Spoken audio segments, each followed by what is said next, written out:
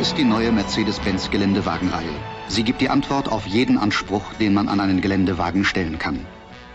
Sie ist allen herkömmlichen Geländewagenkonzepten überlegen, weil diese entweder nur einen harten Geländewagen anbieten, dessen Straßentauglichkeit eingeschränkt ist, oder einen verkappten Straßenwagen ohne extreme Geländeeignung.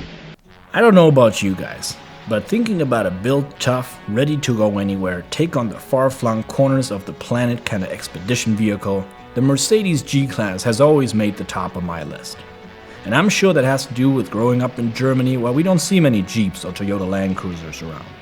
But with its boxy shape and rugged appeal, the Mercedes G-Class has always really stood out to me. The only problem with it is that it is really, really expensive. My name is Jonas, and if you've seen any of my previous videos, welcome back. I'm so glad to have you. If you're new, welcome to the channel. Now, with my budget being a lot more limiting than my imagination, I thought that maybe I could get my hands on an old G-Class that is in really bad shape and fix it up, restore it. I've done welding before, you know, how hard can it be? That kind of mindset. So when my brother, Lasse, who started as a trainee mechanic at Mercedes-Benz about 2 years ago, I thought that this is the chance to start on a restoration project. And now that the pandemic came around, we started looking at it more specifically. We said we're going to need a 4-door to make it into an expedition vehicle, and I'll get into why that is later. And it had to be close to original condition. So we didn't want anyone having messed with it before. Now, we quickly realized that to get a bargain, we'd have to look outside of Germany, where the prices for these, even the older Mercedes G-Classes, rarely fall below 25,000 euros. So we looked at vehicles in Bulgaria and Lithuania and ultimately found Europe's cheapest Mercedes G-Class in Norway. So after discussing with the owner, who was really, really nice, and negotiating him down in the price a little bit, we decided to, let's go hard or go home. We threw all our German angst overboard, drove 50 hours to Norway and back with a trailer to bring it home and start on the restoration. So I hope you guys are up on your tetanus shots because this thing has more rust than you've ever seen before. Let's roll up our sleeves, listen to that engine sound one last time, and get started.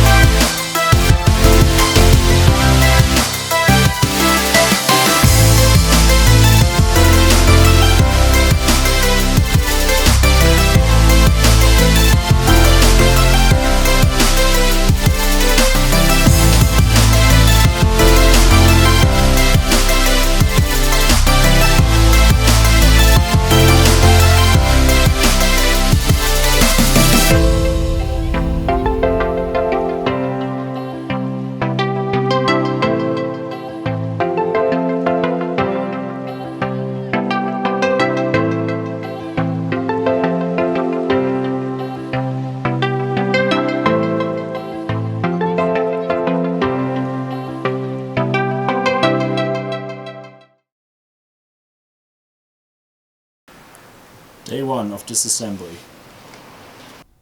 Now all of what you're seeing here, this first stage of our restoration, this breakdown, is happening at a house where my brother Lasse and I grew up, and where our grandma still lives, and she's going to walk into the shot here in a couple seconds. It was a tremendous joy for having her boys around all day, and she really thought it was a cool project and asked us whether we needed something to eat or drink at least once every 10 minutes. She asked me when the vehicle was going to be finished. I told her Christmas. She asked me Christmas what year, and thought that was really funny. Only 2 weeks after we left for a workshop that you're going to see later in the video to start the next stage of the restoration, Grandma suffered a severe stroke at night and passed away shortly thereafter at age 91. With the plan to go visit her grave at Christmas with the finished vehicle, this project has taken on a whole new significance for me. It is the end of day 2 here. We made a lot of progress today.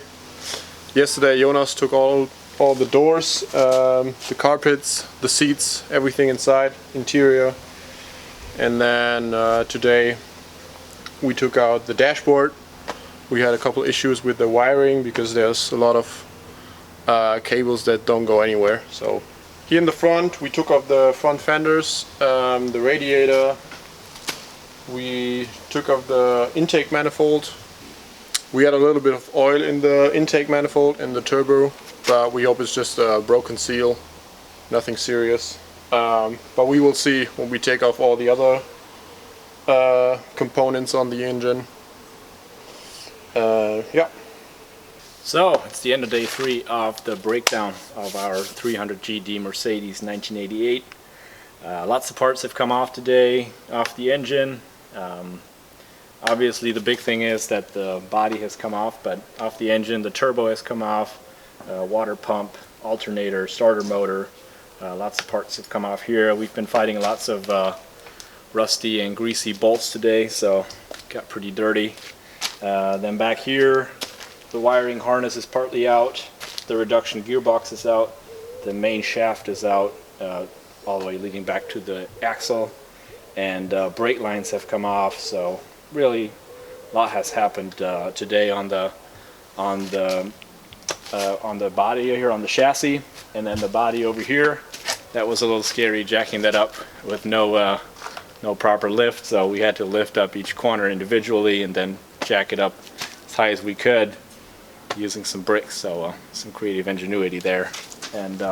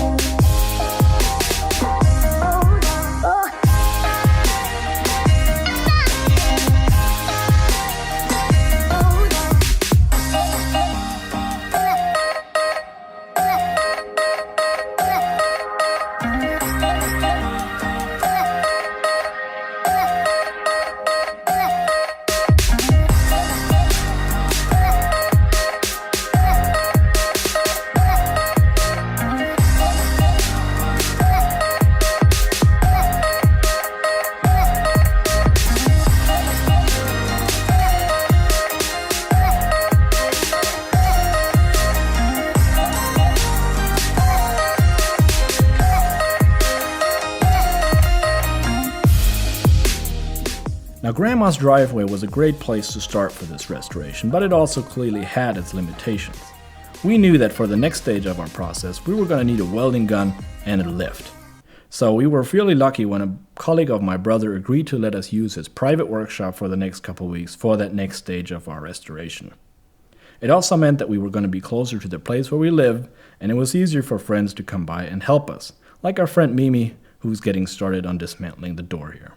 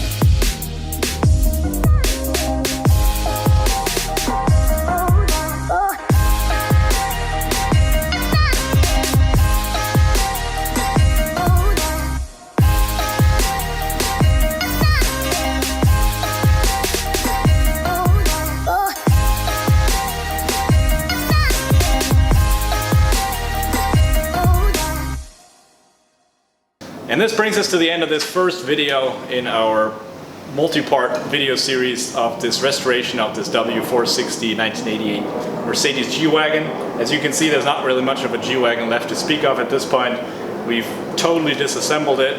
What you just saw happened over the course of about 4 weeks. Actually, it's been exactly 4 weeks since we got back from Norway to pick this truck up. And yeah, we've gotten a lot of things done. As you see, we completely disassembled it and found many more problems than we had originally seen when we were up there picking it up. The ladder frame over here had some rust on these mounts for the body, but that was about it. Overall, it was in really good shape, so we replaced these two on the other side too. The rear axle here has a crack in this receiver for the spring, which will have to be replaced. But other than that, you know, it's all in good shape, we hope. It's going to go to the sandblasting shop, and then we'll really see what the condition is like, and then it will be powder coated and reassembled. If you go over here, then you can see where the real problems start, and that's obviously on the body. We already saw on the pictures before we headed up there that was going to require a lot of work, but obviously was the reason for the good price we got on it. We were lucky to find a lot of the parts that we need already prefabricated. So this side piece, for example, comes as one piece. In the back, there's a lot of pieces that you can just buy pre-cut, pre-shaped. Other pieces like this one right here, or the front, we had to shape ourselves. And yeah, this fabrication bodywork process takes a lot of time, and really is an art form unto itself that we were not skilled in, so that's why it turned out like it did. But you know, we started with parts that you're not really going to see or focus on later when it's all done, so I think it's going to be okay. Yeah, as you can see, there's plenty more work to be done. There's plenty more to come. We're going to do our best to cover it all with video and take you guys along for the journey. Thank you so much for watching up here, and I'll catch you guys with the next one.